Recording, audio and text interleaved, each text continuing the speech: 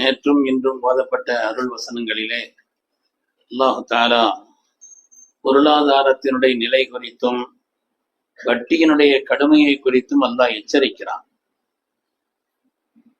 இஸ்லாமிய பொருளாதாரத்தினுடைய அடிப்படையே ஹலாலான சம்பாத்தியம் தான்.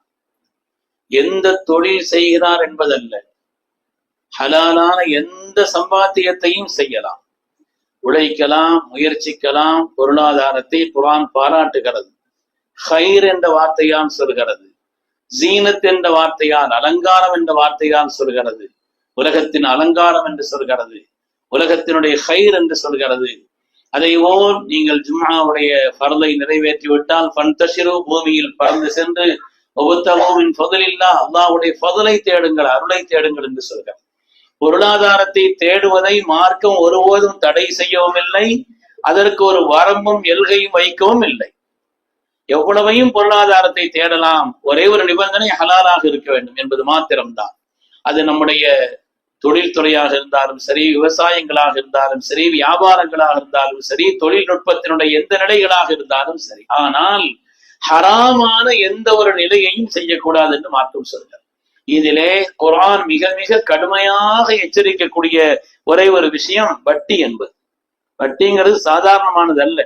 அருமையானவர்களே, ஹதீஸிலே இந்த அளவிற்கு கடுமையான எச்சரிக்கைகள் வந்திருக்கிறது. ஆயத்திலையும் அல்லாஹு தஆலா இதுபோல் ஒரு ஆயத்தை சொல்லவில்லை என்று சொல்லக்கூடிய அளவிற்கு வட்டியினுடைய கடுமையை உணர்த்தக்கூடிய ஒரு காரியங்களை செய்கிறான். நாம் ஒரு உறுதி கொண்டு விட வேண்டும், நம்முடைய வாழ்க்கையிலே எந்த ஒரு நிலையிலையும் நாம் வட்டியை தொடமாட்டோம் என்று நியத்து வச்சுக்கலாமா?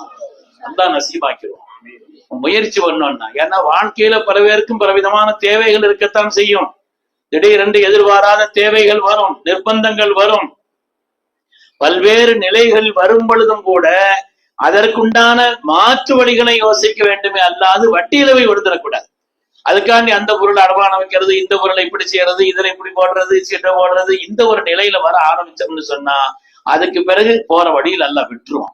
நம்ம அல்லாஹ்ட்ட மன்னிப்பு கேட்டுக்கொண்டே இருக்க வேண்டும், ரப்பிடத்தில் கேட்க வேண்டும், ரப்பே எந்த ஒரு நிலையிலேயும் என்னை வட்டியின் பக்கம் ஆக்கி விடாதே, நியத்து வைக்க ஆக்கி அதற்கான அந்த நியத்து செய்து அதற்கான முயற்சியை செய்தோம் என்று சொன்னால் அல்லாஹ் அந்த காரியத்தை லேசாக்கி விடுவான் என்பதிலே எந்த விதமான சந்தேகம் இல்லை. வட்டியினுடைய கடமைகள் குறித்து நிறைய விஷயங்களை சொல்லலாம்னாலும் ஒரு 3 ஹதீஸ மாத்திரம் நம்முடைய கவனத்தில் வைத்துக் கொள்வோம். 3 ஹதீஸை மாத்திரம் இமாம் முஸ்னத் அஹ்மத் ரஹ்மத்துல்லாஹி அவர்கள் தங்களுடைய கிதாபிலே கண்மணி முஹம்மது ரசூலுல்லாஹி ஸல்லல்லாஹு அலைஹி வஸல்லம் ஹதீஸை சொல்கிறார்கள். திர்ஹம் ரிபா, ஒரு வட்டியினுடைய ஒரு திர்ஹம், ஒரு மனிதன் அது வட்டியும் தெரிந்து சாப்பிடுகிறார் என்று சொன்னால் கிட்டத்தட்ட 36 தடவை ஜினா செய்த குற்றம் அவனுக்கு இருக்குதுன்னு சொன்னார். வட்டிங்கிறது சின்ன பாவம்னா இல்ல, பெரிய பாவம். இது அளவு கம்மியா இருந்தாலும் சரி, கூட இருந்தாலும் சரி. அளவு கூடுதல் குறைவு என்பது அல்ல, ரொம்ப கவனமாக நாம் இருக்க வேண்டிய ஒரு விஷயம்ங்கிறது வட்டி. அருமையானவர்களே, பேங்க் சம்பந்தமா கடைசி சொல்றேன். அதனால வட்டிங்கிற விஷயத்துல நம்ம ரொம்ப கடுமையாக இருக்க வேண்டும். மிக மிக எளிவானது வட்டியினுடைய அந்த சம்பாத்தியத்தின் வழியாக வரக்கூடியதுங்கிறது மிக மிக எளிவானது. அது மாதிரி 2வது ஒரு ஹதீஸிலே வருகிறது, தொடர்புள்ள எல்லோருக்கும் சாபம். ஸல்லல்லாஹு எச்சரிச்சாங்கிறது மட்டுமில்ல, லஅன ரசூலுல்லாஹி ஸல்லல்லாஹு அலைஹி வஸல்லம் சபித்திருக்கிறார்கள். வட்டியை சாப்பிடுவோனை, வட்டிக்கு கொடுப்பவனை, வட்டியை எழுதுபவனை, அதற்கு சாட்சி சொல்பவர்களை, ஒகாலஹும் சவா, பாவத்தில் எல்லோரும் சமந்தான் சொன்னார். அதனால மிக மிக இழிவான ஒரு சம்பாத்தியம் என்பதோடு தொடர்புள்ள எல்லோருக்கும் அல்லாஹ்வுடைய ரசூல் சாபம் பெற்றிருக்கிறார் என்று சொன்னால் அது எவ்வளவு கடுமையானதுங்கிறது யோசிக்கணும். 3வது, வஹ்யினுடைய அந்த வார்த்தையின்படி ஒரு மனிதனுடைய முடிவு கெட்டு போய்விடும். வட்டியில் இருக்கிறான்னு சொன்னா அவனுடைய முடிவு கெட்டு போய்விடுமா? அஹதுன் அக்ஸர மினர் ரிபா இல்லா கான ஆகிபத்து அம்ரிஹி இலா கில்லத்தின், ஒரு மனிதன் வட்டியில் இருக்கிறான் என்று சொன்னால் அது அதிகம் என்று நினைக்கிறான், அது குறைவாகி அவனுடைய முடிவு கெட்டு போகும் என்று சொன்னார். அல்லாஹ் பாதுகாக்க வேண்டும். இப்னு மாஜாவுல ஹதீஸ் வரும். அருமையானவர்களே, அதனாலே நம்ம ஒரு சாதாரணமா இன்னைக்குள்ள உலகத்துல வேற சமூகத்தோடு நாம இணைந்து பழகிற காரணத்தினாலே அவங்க எல்லாம் ஒரு சாதாரணமாக நினைக்கிற காரணத்தினால் வட்டிங்கிறது ஹலாலாகிறது நிறைய கேள்வி எல்லாம் கேட்கிறான்.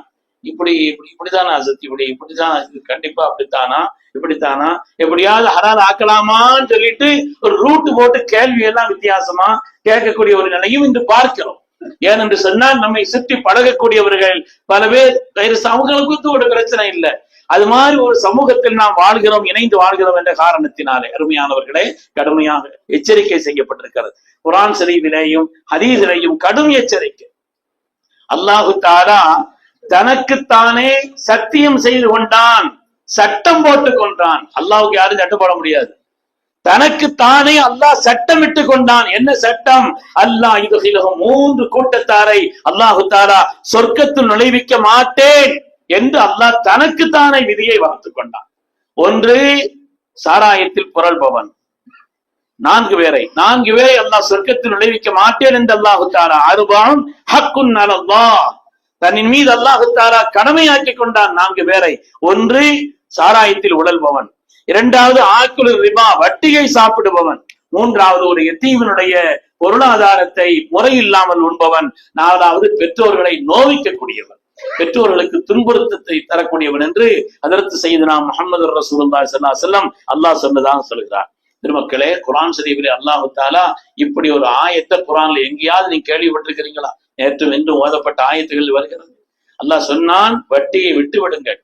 ஃபைல்லம் தஅதனு, நீங்கள் அப்படி வட்டியை ஃபைல்லம் தஃஅலு, நீங்கள் அப்படி செய்யவில்லை என்று சொன்னால் ஃபஅதனு பிஹர்பின் மினல்லாஹி வ ரசூலி, அல்லாஹ் ரசூலோடு யுத்தத்திற்கு தயாராகுங்கள்.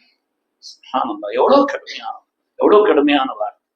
அல்லாஹ் ரசூலோட யுத்தத்திற்கு தயாராகுங்கள். இமாம் மாலிக் ரஹ்மத்துல்லாஹி காலம், ஒரு ஆள் ரோட்ல நடந்து போயிட்டு இருக்கிறாரு. ஒரு ஆள் மது குடிச்சுக்கிட்டு கிடந்து உடறிட்டு கிடக்கிறான். மேல இருந்து கீழே, கீழே இருந்து மேல. அவன் கிடக்கிற நிலையும் தன்னுடைய நிர்வாணமா எல்லாத்தையும் அப்படி இப்படி ஒரு மாதிரியாகி எதை பேசணும், எவ்வளவு கடுமையான அசிங்கமான வார்த்தைகளை பேசிக்கிட்டு இருக்கிறான். அதை பார்த்து அந்த நபர் அவர் சொல்றாரு, உலகத்துல இந்த மது குடிக்கிறத விட பெரிய பாவம் ஒண்ணுமே கிடையாது. அவர் சொல்றார், ரொம்ப கொடுமையான மிக இழிவான ஒரு செயல் இது அப்படின்னு சொல்லி பேசிட்டு இருக்கும் போது ஒரு ஆள் சொன்னா, இல்ல இதை விட பாவங்கள்லாம் இருக்கு. இல்ல இதுல இருக்கிறதுலே பெரிய பாவம், இதை விட பெரிய ஏதாவது பாவம் இருந்துச்சுன்னா என் மனைவி தலாக்கிட்டார். அந்த மனுஷன் சம்பந்தம் இல்லாம அங்க கொண்டு சம்பந்தப்படுத்தி விட்டுட்டார். அப்படி சொல்லிட்டு அதுக்குள்ளதான் யோசிக்கிறார், ஆகா நம்ம என்னத்தையும் வளரட்டமேன்னு சொல்லிட்டு அந்த இமாம் இல்ல இம்மா அதற்கு இமாம் மாலிக் ரஹ்மத்துல்லாஹி இமாம் மதீனா அவங்கள்ட்ட தான் சட்டம் கேட்கப்படும் அந்த காலகட்டத்துல. அவங்கள்ட்ட போய் கேட்ட உடனே அவங்க சொன்னாங்களா, நாளைக்கு வாங்க. அதுக்கப்புறம் நாளைக்கு போய் கேட்டாங்க, நாளைக்கு வாங்க.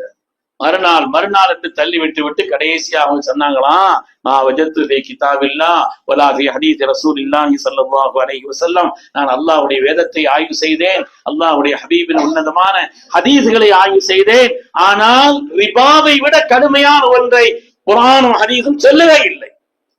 எனவே இதை விட ஒரு பாவம் இருந்துச்சுன்னா என் மனைவி தலாக் ஆயிட்டான்டான். அதனால எவ்வளவு கடுமையான ஒரு பாவமா இது இருக்குமானால் நாம அது விஷயத்துல லேசா நினைக்க கூடாதுங்கிறதுல சின்ன பிள்ளைகள் இருந்தே நம்ம என்ன செய்யணும், அதுல கவனம் செலுத்த வேண்டும். அதிலே நாம் அதிலே அக்கறை செலுத்த வேண்டும். எந்த ஒரு நிலையிலும் வட்டி நம்மோடு உடையிலோ உணவிலோ எதிலும் கலந்து விடக்கூடாது என்பதை வெளியில வெளிப்படையா பார்த்தா பெருகிற மாதிரி தெரியும். லா யஸ்தவில் ஹபீஸ் வ தய்யிப், சுத்தமும் நல்லதும் ஒன்றா அல்லாஹ் கேட்கிறான். ஒல வாஜரப்புக்கு கஸரத்துல் ஹபீஸ், அசிங்கம் என்பது அதிகமாக இருந்தாலும் அது அதிகமாது. உடம்பு கொஞ்சம் கொஞ்சமா வச்சுச்சுன்னா பரவாயில்லை, பெருத்து சின்ன திடீர்னு பெருக்கிறது வேற, வைக்கிறதுங்கிறது வேற இல்லையா? அதனால வீக்கம்ங்கிறது வேறு. அருமையானவர்களே, அதனால வட்டிங்கிறது இருக்குதே, அது நிச்சயமாக நெருப்பை சாப்பிடுவார்கள். ஹதீஸ்ல வட்டியை சாப்பிடுபவர்கள் நரகத்தின் நெருப்பை சாப்பிடுகிறார். அது மாதிரி அல்லாஹ் தஆலா சொல்றது, அழிந்தே தீரும். யம்ஹகுல்லாஹு ரிபா வ யுர்பி ஸதகாத், சதகாத்துகளை அல்லாஹ் வளர்க்கிறான், வட்டியை அழிக்கிறான். என்னங்க வித்தியாசமான ஒரு பார்வையா இருக்கு. கொடுத்தா குறைகிறது சதக்கா, அது வாங்குறது கூடணும், இது குறையணும். அல்லாஹ் சொல்றான், அது கூடும் இது குறையுங்கிறான் மாத்தி. சதக்கா கூடும், சதக்கா அதிகரிக்கும், அது வளர்ச்சியை செய்யும் உன்னுடைய பொருளாதாரத்திலே. வட்டி என்பது உன்னுடைய நல்ல பொருளாதாரத்தையும் சேர்த்து நாசமாக்கிவிடும், நல்ல பொருளாதாரத்தையும் சேடித்து அழித்துவிடும் என்று சொல்கிறான். உண்மையானவர்களே, அதாவது சொன்ன மாதிரி பணத்தட்டுப்பாடு யாருக்கும் வரலாம். பலஸ்தீனத்துல யூதர்கள் இருக்கிறாங்களே, அரசியல் ரீதியா இன்னைக்கு அவங்களுக்கு ஏற்படக்கூடிய அந்த ஆக்கிரமிப்பை விட ஆரம்பத்துல யூதர்கள் என்ன செய்தாங்கன்னா, இன்னைக்கு நம்ம தமிழ்நாட்டுடைய முக்கியமான ஊர்கள்ல இந்த வடநாட்டுல இருந்து யாரது மார்வாடிஸ் அவங்க என்ன செய்யறாங்க, கூட விலை கொடுத்தாலும் கிட்ட வாங்கிடுறோம் இடத்த. முக்கியமான இடத்துல வாங்கி வாங்கி அப்புறம் கொஞ்ச நாள் கழிச்சு விலை கூட்டின பிறகு இன்னும் கொஞ்சம் கழிச்சு வித்திருக்கலாமோ இவர் நினைச்சுக்கிட்டே இருக்கிறார். அதனால அப்படி மாதிரி அந்த யூதர்கள் பலஸ்தீனத்தினுடைய அந்த பூமியை சாதாரண ஜனங்களாக இருந்த அவர்களுக்கு பணத்தினுடைய ஆசையை காட்டி அவர்களுக்கு அதிகமான வட்டி கொடுத்தார்கள். பணத்தை கொடுத்தாங்க, எதிர்பாராத அளவுக்கு பணத்தை கொடுத்துட்டு நிலத்தை வாங்கி எழுதிக்கிட்டாங்க, நிலத்தை எழுதி வாங்கி வச்சுக்கிட்டாங்க. இன்றைக்கு அரசியல் ரீதியாக ஒடுக்கப்படக்கூடிய அந்த சமுதாயம் அதற்கு முன்னாலே அவர்கள் பொருளாதார ரீதியாக ஒடுக்கப்பட்டார். பொருளாதார ரீதியாக அந்த இடங்களை எல்லாம் யூதர்கள் தங்களுக்கு சொந்தமாக்கினார் என்பதை பார்க்கிறோம் வறுமையானவர்களே. அதனால வட்டி விஷயத்துல ரொம்ப கடுமையா இருக்கு. இந்த பாவம் பல பாவங்களை உண்டாக்கும். ஒரு பாவம் பல பாவத்தை கொண்டு வந்துவிடும். வட்டி பெருகக்கூடிய இடத்துல விபச்சாரம் பெருகி இருக்கும். மாதிரி வட்டி பெருகக்கூடிய இடத்துல தற்கொலைகள் கூடும். எத்தனை தற்கொலைகள் படித்து பாருங்கள், வட்டியினுடைய கொடுமை தாங்க இயலாமல். அதனால வட்டி பெருகக்கூடிய இடத்துல தற்கொலை பெருகும்.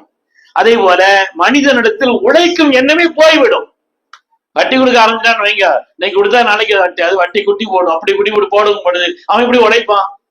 உலகத்தினுடைய சந்தையே, உலக பொருளாதாரம் என்பதே ஒரு பொருள்களை உருவாக்குவதும் அதை சந்தைப்படுத்துவதும் தான். பொருள்களை உற்பத்தி செய்யறதும் அதை சந்தைப்படுத்துவதும் தான் உலகத்தினுடைய இயக்கம். ஆனால் அந்த இயக்கத்தையே முடக்கி போட்டு விடக்கூடிய ஒரு காரியம் தான் வட்டி என்பது. அதனால வட்டி விஷயத்துல ரொம்ப கவனமா இருக்கும்.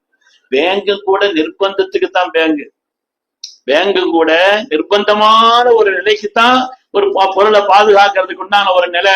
ஒரு இடத்துல இருந்து இன்னொரு இடத்துக்கு பொருளாதாரத்தை டிரான்ஸ்பர் செய்ய வேண்டியது இருக்குது, அங்க மாத்தி வர வேண்டியது இருக்குது. இப்படி ஒரு நிர்பந்தத்துக்குத்தான்.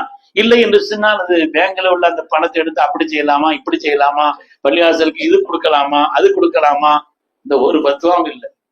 பொருளாதாரம் அதுல உள்ள வரக்கூடிய இதை வாங்கவும் கூடாது. ஒருவேளை நிர்பந்தமா இன்னைக்கு அதை சங்கிகள் தவறான ஒரு வழியில பயன்படுத்துறாங்க என்றெல்லாம் செய்திகள் சொல்லப்படுகிற காரணத்தினாலே அந்த வட்டி வாங்கினா நன்மை எதிர்பார்க்காத ஏழைகளுக்கு கொடுத்துட்டு போயிடணுமே தவிர அதுக்கு நமக்குள்ள உடமையே அல்லது வரம்பு மீறிய அநியாயமான வரிகள் நாட்டுல போடுறாங்கன்னு வைங்க, அப்படிப்பட்ட வரிகளுக்காக கொடுக்கலாமே தவிர வேற சதக்கா செய்ததனுடைய நன்மையை அடைகிறதுங்கிறது சாத்தியம் இல்லாது. அருமையானவர்களே, ஒரு காலம் வரும், அல்லாஹ்வுடைய ரசூல் சொன்னார்கள், சயத்தி அலன்னாசி ஸமானுன் லா யுபாலில் மர்உ மின் ஐன இக்தஸபா. ஒரு காலம் வரும், அந்த நேரத்தில் ஒரு மனிதன் எப்படி சம்பாதிக்கிறான் என்பதை பொருட்படுத்த மாட்டான். அமினல் ஹலாலி அமினல் ஹராம், ஹலாலா சம்பாதிக்கிறானா ஹராமா சம்பாதிக்கிறானா என்று பொருட்படுத்த மாட்டான். சொல்றாங்க இல்லையா, இன்னைக்கு வேப்பக்காய் வித்த காசு கசக்குதா, நாய் வித்த காசு குறைக்குதான்னு சொல்றாங்க, தேன் வித்த காசு இனிக்குதா, என்னத்தையோ பணம் தானே, பணம் தானே நடிச்சுக்கிட்டு இருக்க. அப்படி அல்ல. நமக்கு பணம் எல்லாம் பணம் அல்ல. சிலது நெருப்பு, சிலது நரகம், சிலது அல்லாஹ்வுடைய கோபத்தை தரக்கூடியது என்றெல்லாம் மார்க்கம் நமக்கு சொல்லி காட்டிருக்கிற காரணத்தினாலே பொருளாதாரம் என்பது மனிதனுடைய முக்கியமான ஒரு நிலைப்பாடு, நம்முடைய வாழ்விற்குண்டான ஒரு வாழ்வின் அம்சம். அது விஷயத்துல கவனமா இருந்தோம் என்று சொன்னால் நம்முடைய கல்வி பிரகாசிக்கும், நம்முடைய அமல்கள் சீராகும், அல்லாஹ்வுடைய பொருத்தம் கிடைக்கும். அல்லாஹ் தஆலா ஹலாலான ரிஸ்கை நமக்கு விசாலமாக்கி தந்தருள்வானா, ஹராமான எல்லா ரிஸ்கை விட்டும் அல்லாஹ் நம்மை பாதுகாத்தருள்வானா, அவனுடைய பொருத்தத்தை பெற்ற சாலிஹீன்களில் அல்லாஹ் என்றென்றும் நம்மை கபூல் செய்தருள்வானாக. ஆமீன் ஆமீன் யா ரப்பல் ஆலமீன். வ ஆகிரு தஅவானா அல்ஹம்துலில்லாஹி ரப்பில் ஆலமீன்.